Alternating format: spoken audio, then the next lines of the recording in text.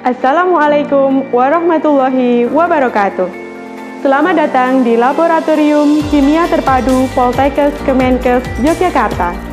Saat ini kita sedang berada di Laboratorium Kimia Pangan Jurusan Gizi, lantai 3 Laboratorium Pendidikan Terpadu Poltekkes Kemenkes Yogyakarta. Terdapat satu pintu keluar di ruangan ini, yaitu pintu sebelah kiri atau pintu bagian barat. Keluar ke arah kanan dan akan ditemukan anak tangga darurat untuk menuju assembly point atau titik kumpul apabila terjadi gempa bumi. Saat gempa bumi berlangsung, carilah meja atau kursi untuk berlindung. Jika gempa bumi sudah mereda, tetap tenang, jangan panik dan jangan berlari keluar laboratorium dengan berjalan cepat. Posisi badan menunduk dengan tangan di belakang kepala. Ikuti petunjuk evakuasi atau mengikuti arahan petugas evakuasi. Keluar secara bergantian, yaitu menuruni anak tangga menuju ke assembly point atau titik kumpul.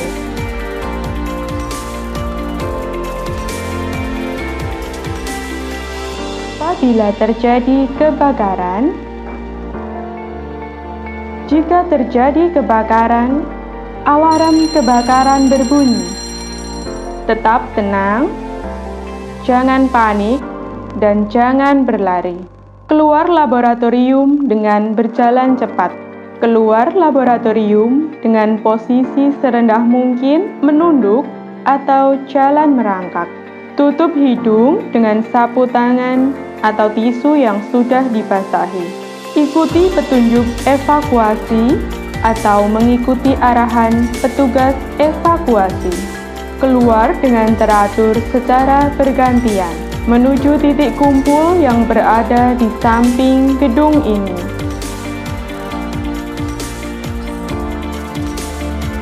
Bekerja di laboratorium kimia tidak lepas dari kemungkinan bahaya berbagai jenis bahan kimia. Pemahaman dari berbagai macam aspek bahaya di laboratorium mendorong praktikan untuk melaksanakan pedoman pelaksanaan keselamatan dan kesehatan kerja atau yang sering disingkat dengan K3. Aspek keselamatan dan kesehatan kerja yang harus diperhatikan. Pertama adalah kelengkapan pakaian. Kenakanlah jas laboratorium. Jas laboratorium yang dikenakan berwarna putih. Memiliki kancing lengkap di bagian depan dan juga di bagian lengan, serta dengan ukuran pas di badan praktikan. Kenakanlah masker. Masker digunakan untuk menutup hidung dan mulut supaya terlindungi dari paparan bahan kimia. Selanjutnya, kenakanlah kacamata pengaman. Kacamata pengaman digunakan untuk melindungi mata dari cipratan bahan kimia. Lalu, gunakanlah sarung tangan. Sarung tangan digunakan untuk melindungi tangan dari percikan atau tumpahan bahan kimia berbahaya. Terakhir, kenakanlah sepatu. Sepatu dikenakan supaya kaki praktikan terlindung dari percikan atau tumpahan bahan kimia, serta supaya aman bekerja di laboratorium, terhindar dari lantai yang licin. Yang kedua adalah alat praktikum. Praktikan harus mengenal alat praktikum yang digunakan di laboratorium. Pertama, lemari asam.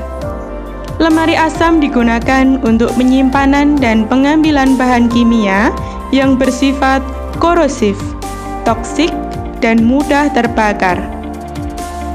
Kedua, wastafel. Wastafel yang pertama digunakan untuk pembuangan limbah bahan kimia. Wastafel jenis kedua yaitu wastafel yang digunakan untuk pembuangan limbah non-bahan kimia. Selanjutnya ketiga adalah lemari pendingin. Lemari pendingin terdapat dua jenis. Yang pertama adalah freezer, dan yang kedua adalah bagian cooling. Lemari pendingin digunakan untuk penyimpanan bahan kimia yang mudah terurai, mudah menguap, dan senyawa yang tidak stabil. Poin ketiga dari aspek keselamatan dan kesehatan kerja di laboratorium adalah bahan praktikum. Bahan praktikum disimpan di lemari penyimpanan bahan praktikum. Terdapat daftar nama bahan praktikum.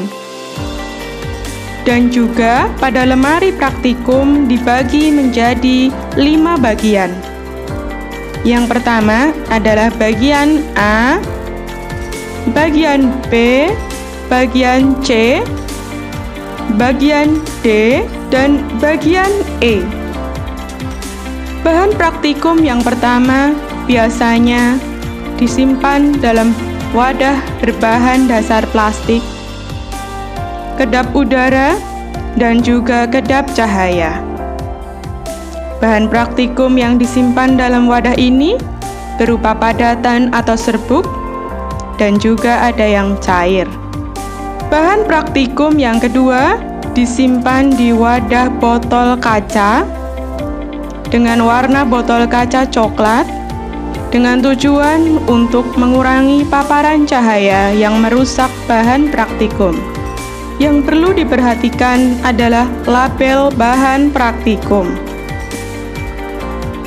Nah, bahan praktikum yang ketiga adalah bahan praktikum yang diletakkan di botol besar dengan warna botol coklat dan diletakkan di luar lemari penyimpanan. Biasanya diletakkan di rak atau di lemari asam. Selanjutnya, keselamatan dan kesehatan kerja di laboratorium yang akan dibahas adalah poin petunjuk penggunaan alat dan bahan. Yang pertama yang akan kita bahas adalah penggunaan lemari asam. Cara menyalakan lemari asam adalah ditekan pada tombol on, kemudian dinyalakan lampu. Pengambilan bahan praktikum di lemari asam adalah biasanya yang bersifat korosif, toksik, dan mudah terbakar. Setelah menggunakan lemari asam, perhatikan cara mematikan dan mengambil larutan di lemari asam. Selanjutnya adalah pengisian larutan ke dalam buret. Letakkan buret di bawah, masukkan corong yang sesuai pada buret, dan tuangkan larutan ke dalam buret. Selanjutnya, angkat buret ke atas dan lakukanlah titrasi dengan aman. Petunjuk menghirup bau larutan. Menghirup bau larutan yang tepat adalah menjauhkan sedikit tabung reaksi, tabung Erlenmeyer atau gelas kimia, kemudian kibas-kibaskan tangan untuk menghirup bau larutan. Selanjutnya adalah prosedur tentang pemanasan larutan di atas kompor. Pemanasan larutan di atas kompor menggunakan alat hot plate dan gelas kimia yang berisi bahan praktikum atau larutan praktikum harus ditunggu. Larangan di laboratorium. Saat praktikan berada di laboratorium, praktikan tidak boleh sama sekali makan dan minum. Praktikan tidak boleh merokok. Praktikan tidak boleh membawa binatang peliharaan. Praktikan juga dilarang memakai perhiasan saat melakukan praktikum di laboratorium, karena perhiasan akan menimbulkan bahaya pada saat proses praktikum. Hal yang perlu diingat pada aspek keselamatan dan kesehatan kerja atau K3 di laboratorium, yang terakhir adalah membersihkan tempat kerja. Cuci tangan dengan sabun, kemudian keringkan tangan, dan lepaskan jas laboratorium di luar laboratorium. Lalu, lipat dengan rapi.